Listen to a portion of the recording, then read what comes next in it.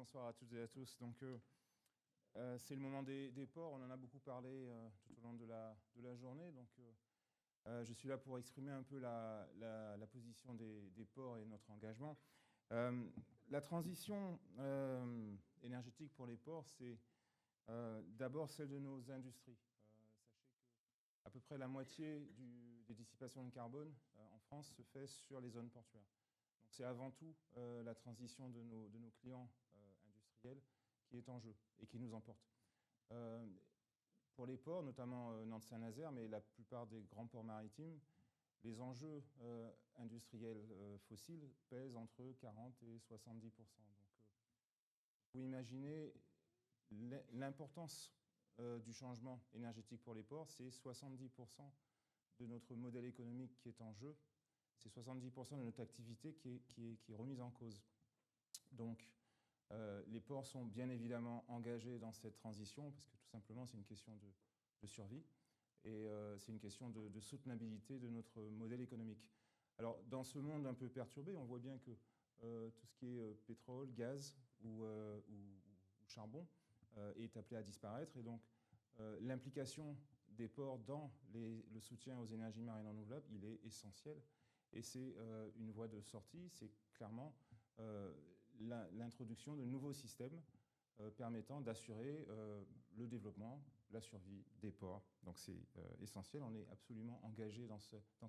On ne se pose plus la question de savoir si on y va ou si on n'y va pas. La question ne se pose plus, on y est. C'est simplement de quand il faut y aller. Alors, les ports sont déjà engagés dans cette transition et dans le soutien des EMR depuis de nombreuses années. Pour Nantes-Saint-Nazaire, ça représente à peu près 10 ans de travaux. C'est 100 millions d'euros qui ont déjà été investis. Et c'est ça qui a permis le déploiement des premiers champs posés. Donc on ne découvre pas la question aujourd'hui. C'est un long investissement, c'est énormément d'heures d'études, d'heures de travaux, des renforcements de quais, des achats d'outillage, des investissements dans des apparats qui font que le déploiement des premiers champs posés est une réussite. On a mis en place des systèmes, des organisations qui fonctionnent.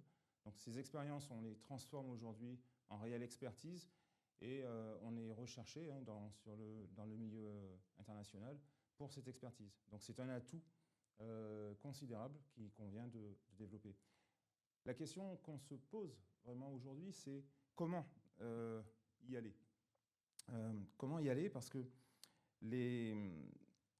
c'est un jeu dans lequel les ports ont une position centrale, mais c'est avant tout un jeu collectif. C'est très difficile de faire travailler les ports ensemble. Souvent, on travaille ensemble simplement quand il y a des logiques d'axe. C'est-à-dire que s'il y a un axe à pénétrer, les ports qui sont sur cet axe travaillent ensemble. C'est ce qu'on a entre Le Havre, Rouen ou Paris. Mais pour faire travailler des ports de façade, c'est vraiment très compliqué. L'éolien en mer nous permet de le faire et nous oblige à le faire. Parce qu'aucun port en France ne peut prétendre à assurer un soutien efficace à la programmation qui a été mise en place. Aucun port ne peut répondre de façon compétitive aux enjeux que pose le déploiement des EMR. Par contre, quand ils travaillent ensemble de façon coordonnée, de façon cohérente, ils peuvent apporter une réponse industrielle, une réponse compétitive et en mixant le risque. Chaque port va se placer là où il est fort, donc en fonction en fait de la filière industrielle.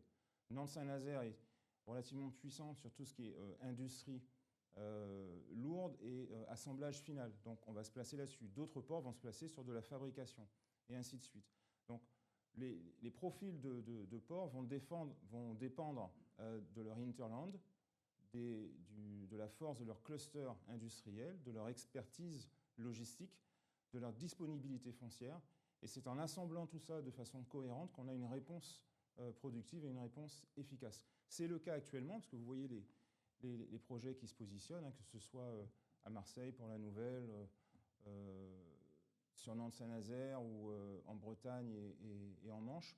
Chaque port y va de son projet. Ce sont des projets qui sont cohérents, qui s'appuient les uns les autres et dont l'objectif est de répondre. Donc ça aussi, c'est acté, c'est très important. C'est une première. Ça ne se faisait pas comme ça avant. Donc je pense que c'est notable. Ces investissements pèsent très lourd. Ils sont considérables. On parle de plusieurs centaines de millions d'euros par port. C'est un mur d'investissement. Ça nécessite un soutien de fonds publics qui est très important. Donc l'État a mis en place des appels à projets, donc l'AAP est en cours et nous comptons bien y répondre et nous positionner. Ceci étant, ces investissements ne sont durables que s'ils sont rentables. C'est-à-dire qu'aucun soutien financier étatique ne saurait remplacer la productivité des investissements. C'est la garantie en fait, des investissements, c'est bien d'arriver à en sortir une certaine productivité.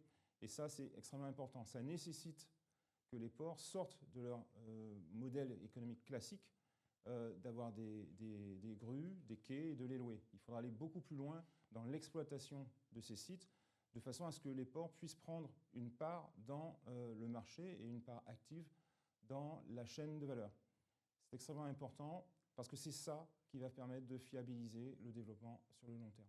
Autrement, on fera des quais, on va mettre des grues dessus, et puis on va attendre que ça se passe. Ça, c'est le schéma antique. Aujourd'hui, il y a une exigence, et elle est très bonne, une exigence de rentabilité, et c'est ça qui pérennise l'activité industrielle. Donc les ports se rapprochent en fait, d'un modèle économique, d'un modèle industriel. Ça, c'est très important, et c'est ça qui est de nature à assurer l'avenir. Donc, je voudrais partager avec vous une expérience très récente de concertation. On a beaucoup parlé de projets citoyens, de chaînes de valeur, de rôle des ports, d'attente des industriels. Il y a un lieu qui est très intéressant pour tester tout ça, en fait, c'est la concertation.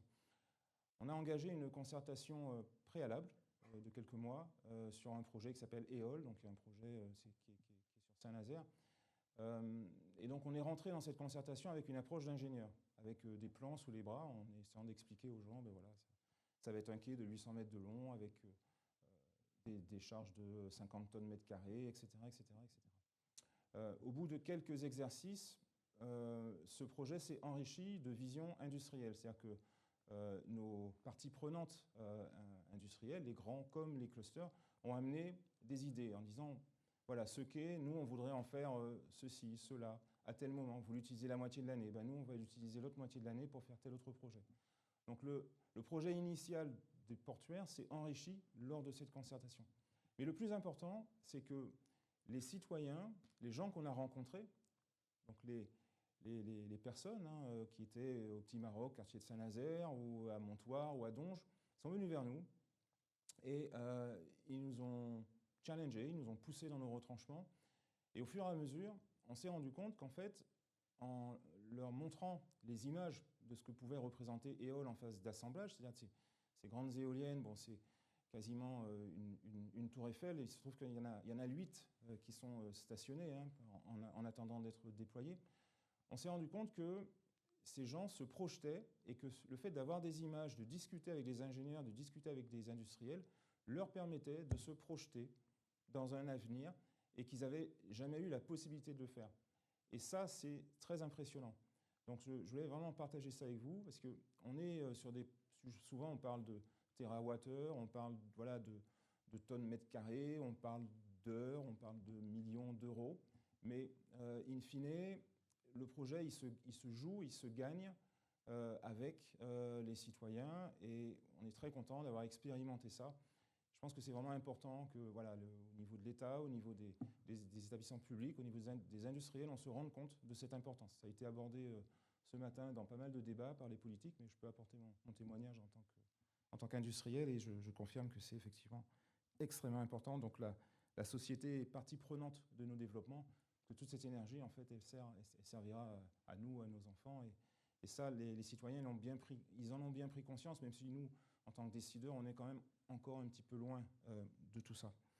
Donc, très clairement, les ports sont engagés. Ce que je vous dis sur Nantes-Saint-Nazaire est valable sur la très grande majorité des ports, qu'ils soient grands ports maritimes ou petits ports, qu'ils soient exposés sur la façade atlantique ou sur la façade méditerranée.